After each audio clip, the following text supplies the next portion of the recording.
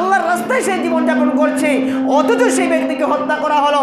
আল্লাহ রাব্বুল আলামিন বলছেন সে একজন ব্যক্তিকে হত্যা করলো না, সে পৃথিবীর সমস্ত মানুষকে হত্যা করলো। তারপরে আল্লাহ রাব্বুল আলামিন বলছেন যে ব্যক্তি এই পৃথিবীর বুকে একজন মানুষের, একজন মুসলিমের বা একজন নিরপরাধ মানুষের প্রাণ রক্ষা করলো, সেজন্য পৃথিবীর সমস্ত মানুষের প্রাণ রক্ষা করলো।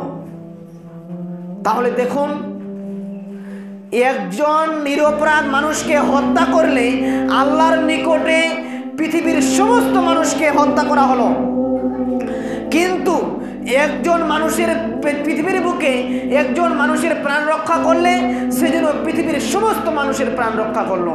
কিন্তু আজ আমাদের উপর কতটাই নিষ্ঠুরভাবে তাদের মধ্যে কোরআন হাদিসের জ্ঞান নেই যে একজন মুসলিমের উপর অত্যাচার করা কত বড় পাপ, একজন নামাজের উপর অত্যাচার করা কত বড় পাপ তারা জানে না।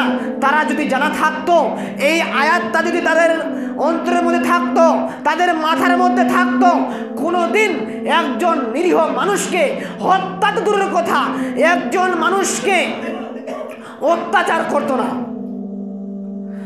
একজন মানুষের উপর অত্যাচার কোনোদিন করতো না।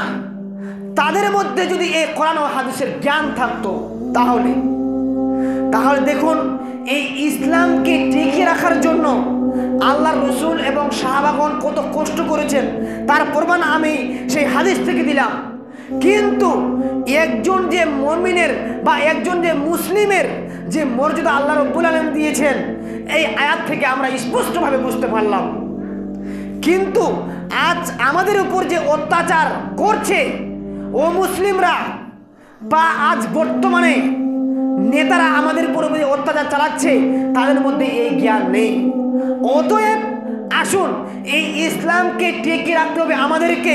এই ইসলামের মধ্যে বা আমাদের মুসলিমদের উপর যতই বিপদ আসুক না কেন, যতই তারা অত্যাচার করুক না কেন, এই ধর্ম আমরা ছেড়ে যেতে পারবো না। তার কারণ এই ধর্মের জন্য আল্লাহর রাসূল এবং তার সাহাবারা তাদের জীবন দিয়েছে। শুধু জীবন নয়, তাদের মাল ধন প্রত্যেকটা জিনিস দিয়েছে তারা এই ইসলামকে টিকিয়ে রাখার জন্য। কিন্তু আমরা কি পারবো না যে ইসলামকে টিকিয়ে রাখার জন্য যারা কোরআন ও হাদিসের শিক্ষা অর্জন করে তাদের পিছনে আমরা কিছু টাকা শুধু জান দিয়ে, মাল দিয়ে এই ইসলাম ধর্মের যে কোরআন ও হাদিসের যারা শিক্ষা অর্জন করছে তাদেরকে সাহায্য করার?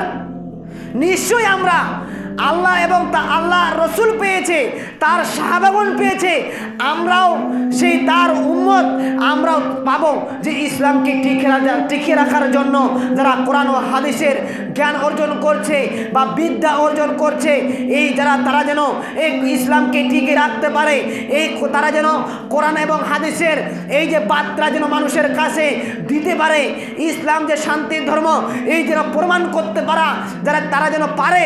এই ব্যাপারে আমরা যেন নিজের জান এবং মাল দিতে পারি। আমরা তো জান দিতে পারবো না, কিন্তু বর্তমানে আমরা মাল দিয়ে তাদেরকে সাহায্য করতে পারবো।